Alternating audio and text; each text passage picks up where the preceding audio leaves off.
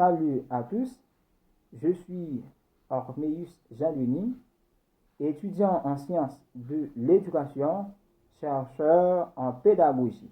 Bienvenue sur ma première vidéo en ligne. Dans le but de m'encourager, n'hésitez pas de vous abonner. Je suis là, en ce moment, je vais parler sur l'histoire de la pédagogie, sa définition, son but et son objet.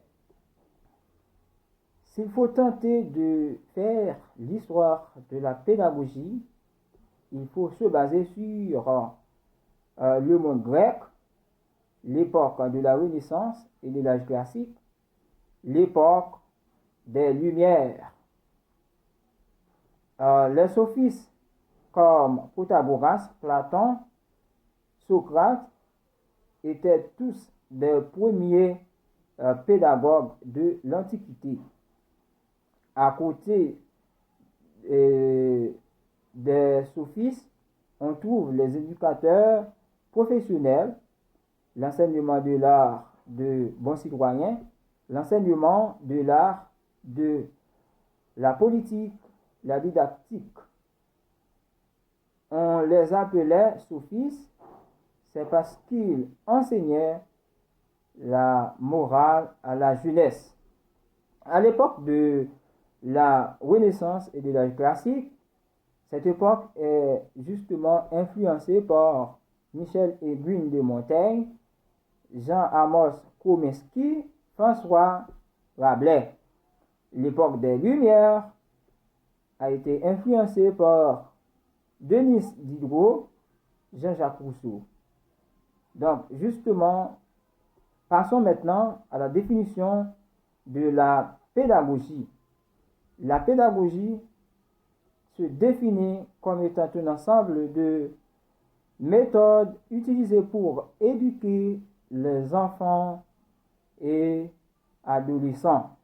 Pratiques éducatives dans un domaine déterminé, méthode de l'enseignement. Quel est le but de la pédagogie? Le but de la pédagogie est tout d'abord la transmission de savoir et de compétences. Concrètement, l'enseignant doit être capable de communiquer des informations et d'aider à les assimiler.